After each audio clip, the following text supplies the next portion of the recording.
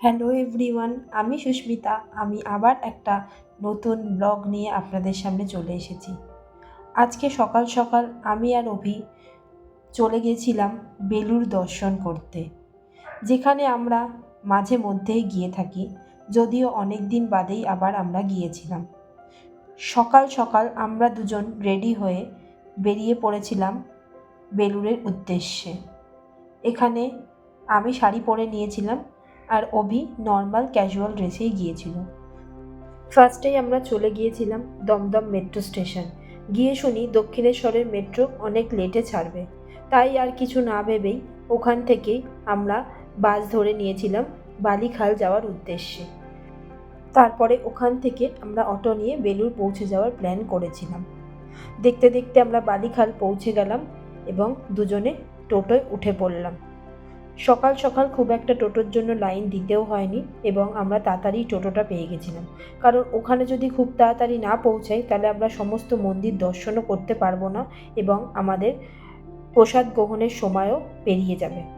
এই দেখুন, আমরা পৌঁছে গেলাম বেলুড় মঠ। দেখলাম আজকে অদ্ভুতভাবেই টোটোটা একদম বেলুড় মঠের গেট অবধি আমাদের নিয়ে গেল। তাতে আমাদের একটু সুবিধাই হলো। বেলুড় মঠ, যা হলো রামকৃষ্ণ মঠ এবং রামকৃষ্ণ মিশনের সদর দপ্তর, যা রামকৃষ্ণ পরমহংসের প্রধান শিষ্য স্বামী বিবেকানন্দ কর্তৃক প্রতিষ্ঠিত। এটি ভারতের পশ্চিমবঙ্গের বেলুড়ে হুগলি নদীর পশ্চিম তীরে অবস্থিত। 1897 সালের জানুয়ারিতে শ্রীরামকৃষ্ণের শিষ্য স্বামী বিবেকানন্দ বেলুড় মঠ প্রতিষ্ঠা করেন। স্বামী বিবেকানন্দ শিষ্যদের একটি ছোট্ট দল নিয়ে কলম্বো থেকে ভারতে ফিরে আসেন এবং বেলুড়ে এবং হিমালয়ের আলমোড়ায় মায়াবতীতে অদ্বৈত আশ্রম নামে দুটি আশ্রমের কাজ শুরু করেন। মন্দিরটি রামকৃষ্ণ ভাবানন্দোলনের প্রাণকেন্দ্র। এটি তার স্থাপত্যের জন্য উল্লেখযোগ্য, যা হিন্দু, ইসলামিক, বৌদ্ধ এবং খ্রিস্টান শিল্পকলা এবং সমস্ত ধর্মের ঐক্যের প্রতীক হিসেবে মোটিকগুলিকে একত্রিত করে। মন্দিরের মূল প্রবেশপথটি বৌদ্ধ আদর্শে নির্মিত। মূল প্রবেশপথের ওপরের অংশটি উচ্চ স্তম্ভযুক্ত দক্ষিণ ভারতীয় মন্দিরের আদর্শে নির্মিত। মন্দিরের ভিতরের জানালা ও অলিন্দ উত্তর ভারতের রাজপুত ও মুঘল ঘরানার স্থাপত্যের আদর্শে তৈরি। কেন্দ্রীয় গম্বুজটি ইউরোপীয় রেনেসাঁ স্থাপত্যের নিদর্শন। আবার ভিতরের মেঝেটি কতটা খ্রিস্টান ক্রসের আকারে বিন্যস্ত। বেলুড় মঠের অভ্যন্তরে দ্রষ্টব্য স্থানগুলি হল শ্রীরামকৃষ্ণ মন্দির, পুরনো ঠাকুরঘর, স্বামী বিবেকানন্দের বাসকক্ষ, স্বামী ব্রহ্মানন্দ মন্দির, শ্রীমা সারদা দেবী মন্দির, স্বামী বিবেকানন্দ মন্দির, সমাধিপীঠ এবং আরও অনেক মন্দির। এই জুতা কক্ষে জুতা রেখে এইবার চলে গেলাম মূল মন্দির দর্শন করতে। মন্দিরের প্রধান প্রবেশপথের সম্মুখভাগে সাঁচির বৌদ্ধ স্তূপ এবং অজন্তা গুহাগুলির প্রধান প্রবেশপথে বৌদ্ধ শৈলীর প্রভাব রয়েছে। মন্দিরটির উচ্চতা 34.3 মিটার এবং মোট আয়তন 3060 বর্গমিটার। মন্দিরটি মূলত চুনার পাথর দিয়ে তৈরি এবং সামনের কিছু অংশ সিমেন্ট দিয়ে তৈরি। মন্দিরের উঁচু প্রবেশপথটি দক্ষিণ ভারতীয় গোপুরামের মতো এবং উভয় পাশের স্তম্ভগুলি বৌদ্ধ স্থাপত্য শৈলীর প্রতিনিধিত্ব করে। রাজপুত মোগল শৈলীতে নির্মিত 3টি ছাতার মতো গম্বুজ কামারপুকুর গ্রামের খড়ের ছাদের ধারণা দেয়। এই মন্দিরে প্রতিষ্ঠিত শ্রীরামকৃষ্ণের পূর্ণাঙ্গ মূর্তি 100 পাপড়ি বিশিষ্ট পদ্মের উপর অবস্থিত, যেখানে একটি ডমরু আকৃতির মার্বেল স্তম্ভ সুরক্ষিত আছে। সেই অপরূপ দৃশ্য বা মূর্তিটি আমি আপনাদের সাথে শেয়ার করতে পারলাম না, কারণ ওখানে ফটোগ্রাফি অ্যালাউ ছিল না। এরপরেই আমরা দুজন চলে গেলাম মঠ অফিসের উদ্দেশ্যে, কারণ ওখান থেকে আগে আমাদের সময় অনুযায়ী প্রসাদের টিকিট গ্রহণ করতে হবে। মঠ অফিসের ভেতরে অফিস ছাড়াও আরও দু একটি দর্শনীয় স্থান আছে। একটি স্বামীজির মন্দির, একটি আম গাছ, একটি ইঁচড় গাছ, যেটা আমি আপনাদের সাথে শেয়ার করছি। এখানে অভি সাধ্যমতো কিছু দান করলো এবং আমরা ভোগ প্রসাদের জন্য টিকিট গ্রহণ করলাম। এই দেখুন, এই একটা মন্দির, দর্শনীয় স্থান। এটা সেই গাছ যেই গাছটার কথা আমরা বলছিলাম। আমরা ভোগ গ্রহণের টিকিট পেয়ে গেছি। তারপরেও আমাদের হাতে বেশ খানিকটাই সময় ছিল, তাই আমরা এই মঠের ভেতরেই অবস্থিত লাইব্রেরিটা একটু ঘুরে দেখলাম। যদিও আমি ভেতরে ঢুকিনি, কারণ আমি আগেও অনেকবার গেছি, তাই আমার এই লাইব্রেরিটা ঘোরা আপনাদের সাথে একটু শেয়ার করে দিলাম। লাইব্রেরির ভেতরে অসংখ্য সুন্দর সুন্দর বই রয়েছে, যার মধ্যে স্বামীজি, মা এবং আমাদের ঠাকুরকে নিয়ে সুন্দর সুন্দর কথা লেখা রয়েছে। এইটা হলো মঠের অপর একটি সাইট, যেখান থেকে আপনারা ফেরিঘাটের দিকেও যেতে পারেন। আর এখন যে মন্দিরটা আপনারা দেখতে পাচ্ছেন সেটি হলো স্বামীজির ঘর।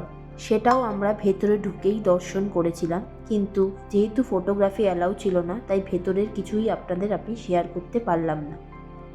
তারপরে আমি আর রবি দুজনেই চলে এলাম একটু গঙ্গার ধারে। গঙ্গায় তখন ভাটা চলছিল, তাই বহু মানুষ সেখানে নেমে স্নান করছিল, কিন্তু আমরা দুজনে আর নামিনি।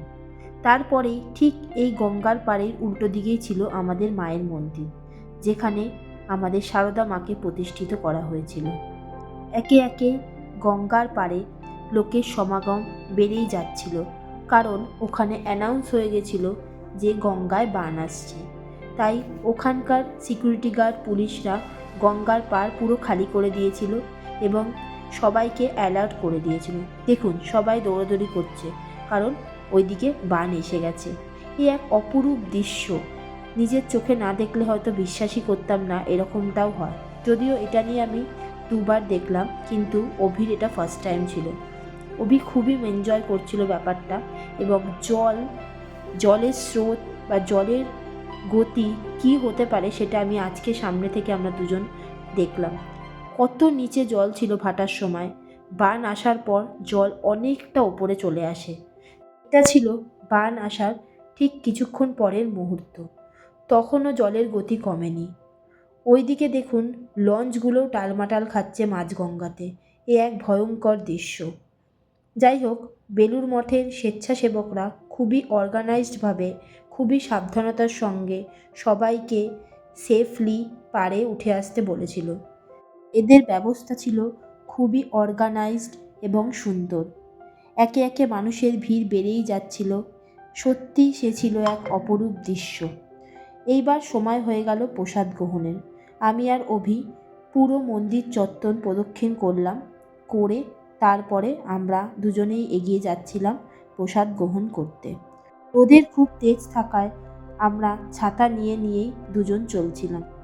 এইখানেই আমরা কুপন দুটো জমা দিয়ে রওনা দিলাম প্রসাদ হলের উদ্দেশ্যে। বেলুড় মঠে প্রসাদ গ্রহণের সময় শুরু হয়ে যায় 11টা থেকে। এইটা হলো সেই প্রসাদ গ্রহণের জায়গা।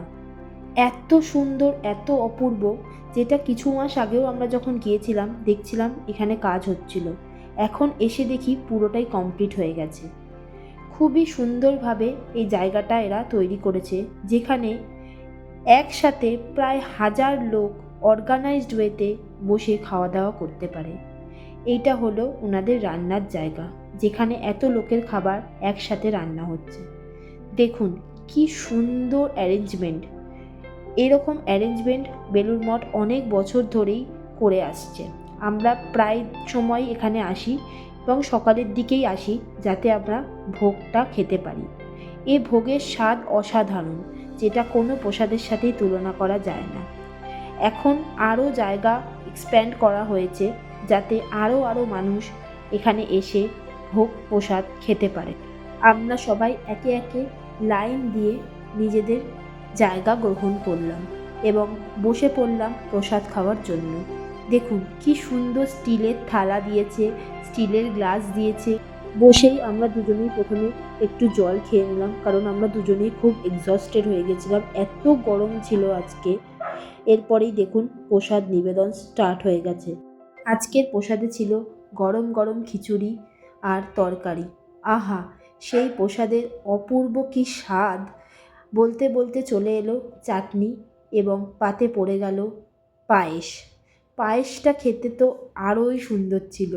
আমি আর অভি একটু একটু করে প্রসাদ গ্রহণ করছিলাম এবং আমরা ডিসকাস করছিলাম যে সত্যিই আমরা অনেক দিন বাদে এসেছি এবং আমরা এই প্রসাদটা বা এই টেস্টটাই মিস করছিলাম।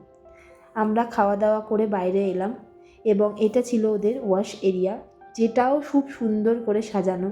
প্রতিটা জায়গা, প্রতিটা প্লেস বেলুড় মঠের খুবই অর্গানাইজডভাবে রেডি করা হয়েছে। বাইরে এসেই অভির পেয়ারা দেখেই মনে হলো একটু পেয়ারা মাখা খাই। যদিও আমার এই ফলটা খেতে একদমই ভালো লাগে না, কিন্তু ও খুব ভালোবাসে। আর কাকু খুব সুন্দর করে কাসুন্দি দিয়ে, বিট লবণ দিয়ে, আরও কিছু সিক্রেট মশলা দিয়ে পেয়ারাটা মেখে দিয়েছিল। অভি নিজেও খেয়েছিল এবং বাড়ির জন্যও নিয়ে এসেছিলাম আমরা। অভি খেয়ে বলল যে খাবারটা খুবই টেস্টি ছিল।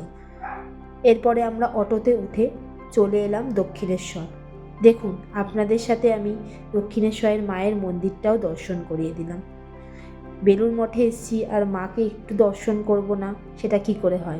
যদিও দক্ষিণেশ্বরে যাইনি, দূর থেকেই দর্শন করলাম। আপনারা অবশ্যই আমাকে কমেন্টে জানাতে ভুলবেন না কে কে বেলুড় মঠ দর্শন করেছেন এবং কার কীরকম অভিজ্ঞতা ছিল। আশা করি এই ব্লগটা আপনাদের আজকে খুব ভালো লেগেছে। আজকে এইটুকুই থাক, আবার পরে দেখা হবে। Tata, by.